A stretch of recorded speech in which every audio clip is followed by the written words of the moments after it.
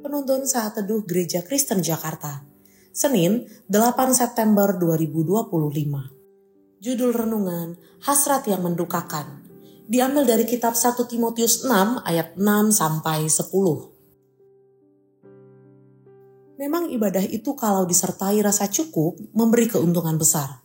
Sebab kita tidak membawa sesuatu apa ke dalam dunia dan kita pun tidak dapat membawa apa-apa keluar. Asal ada makanan dan pakaian, cukuplah.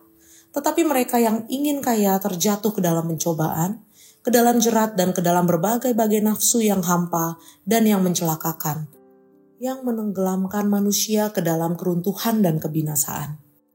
Karena akar segala kejahatan ialah cinta uang. Sebab oleh memburu uanglah beberapa orang telah menyimpang dari iman dan menyiksa dirinya dengan berbagai-bagai duka. Apa yang kamu hasrati akan menentukan siapa dirimu. Ini adalah kutipan terkenal dari Oprah Winfrey, seorang pembawa acara sekaligus motivator yang sangat populer di Amerika Serikat maupun di dunia. Ia menyatakan bahwa hasrat dalam diri seseorang akan membentuk siapa dirinya yang sebenarnya. Pikiran, konsentrasi, dan tindakan akan terus diarahkan kepada apa yang menjadi hasrat hidupnya. Seseorang yang hasrat hidupnya tertuju pada kehendak Allah akan mengarahkan seluruh aspek hidupnya kepada kehendak, misi, dan tujuan ilahi. Sebaliknya, seseorang yang hasrat hidupnya tertuju pada materi dan kekayaan, maka segala sesuatu dalam dirinya akan diarahkan dan diupayakan hanya kepada hal-hal yang bersifat materi.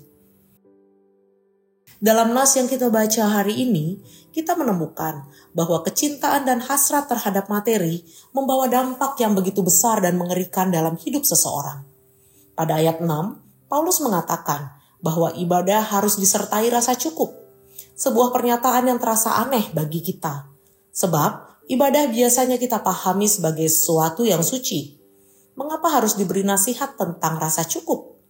Namun, justru pernyataan ini membuka mata kita bahwa kegiatan atau ritual yang dianggap suci pun juga disertai hasrat akan materi, dapat berubah menjadi alat untuk mencari keuntungan. Kegiatan rohani bisa dimanipulasi menjadi sarana memperoleh kepentingan pribadi.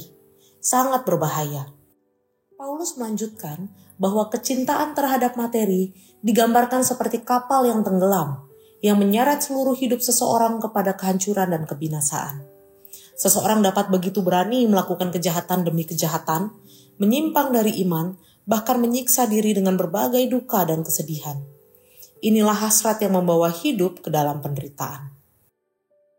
Tuhan ingin kita menyadari bahwa dalam hidup kita yang sementara ini, kita diarahkan kepada kepuasan yang sejati. Pada ayat 8, Paulus menggunakan kata autarkes yang berarti hidup yang penuh dan puas. Kepuasan ini hanya bisa diperoleh ketika hidup kita dipenuhi oleh kehadiran dan tujuan ilahi.